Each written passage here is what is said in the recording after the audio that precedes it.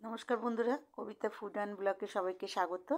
তো বন্ধুরা, আজকে আমি তোমাদের করে দেখাচ্ছি ফ্যাসা মাছের ঝাল। তো এই মাছটা আমি আজকে বেগুন দিয়ে রান্না করব। তো চলো, প্রথমে আমি ফ্যাসা মাছটা ভালো করে ধুয়ে নিয়েছি।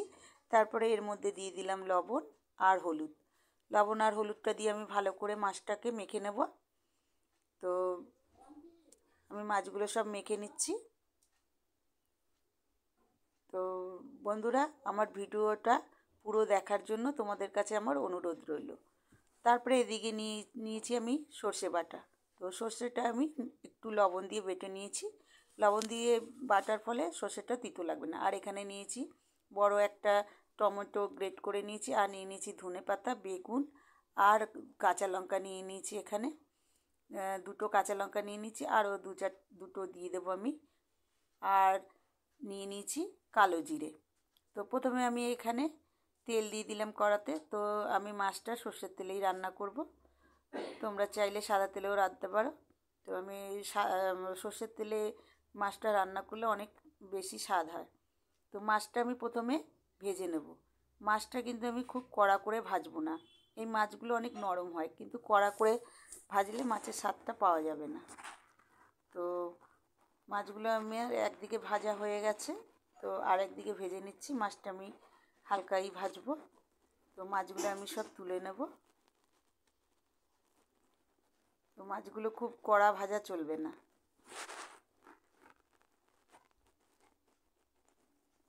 তো আমার সব মাছগুলো ভাজা হয়ে গেল। এরপরে আমি এই তেলে ফোড়নে দিয়ে দেবো। প্রথমে আমি বেগুনটা ভেজে নেব। তো বেগুনগুলো আমি একটু ভেজে নেব, ভালো করে বেগুনটা ভেজে নেব। এখানে তোমরা আলু বেগুন দিয়েও ঝোলটা করতে পারো, আমি শুধু বেগুনটাই দিলাম। তো বেগুনটা আমি তুলে নিলাম। এবার এই তেলেই আমি ফোড়নে দেব কালো জিরে, আর দিয়ে দিলাম দুটো কাঁচা লঙ্কা। এরপরে যে আমি টমেটোটা গ্রেট করে রেখেছিলাম সেটা দিয়ে দিলাম।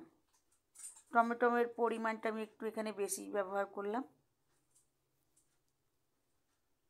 এরপরে আমি এর মধ্যে দিয়ে দেব হলুদ গুঁড়ো, আর লবণটা আমি দেখিয়ে দেবো, কেননা আমি যখন সর্ষেটা বেটেছিলাম তখন আমি একটু লবণ দিয়েই বেটেছিলাম। আর এখানে আমি দিয়ে দিলাম একটু লঙ্কার গুঁড়ো, 1 চামচের মতন লঙ্কার গুঁড়ো। ঝালটাও তোমরা যে যেরকম ঝাল পছন্দ করো সেরকমই ঝাল দেবে।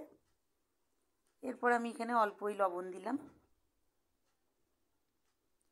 এই টমেটোটা কাঁচা গন্ধটা যাতে চলে যায় ভালো করে একটু ভেজে নিলাম। এরপরে যে সর্ষেটা আমি বেটে রেখেছিলাম এই সর্ষেটা আমি দিয়ে দেবো।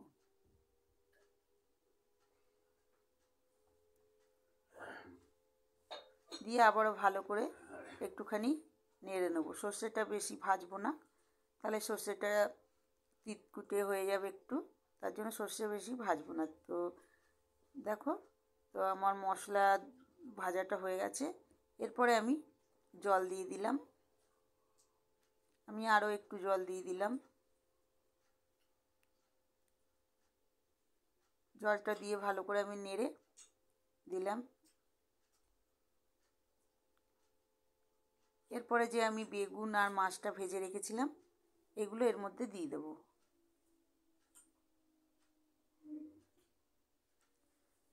তো এটা বেশি ঝোল রাখা যাবে না,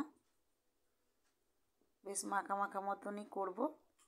তো দেখো, বেগুন আর আমি মাছটা দিয়ে দিলাম। এবার একটু আমি ঢেকে এটা একটু ফুটতে দেবো।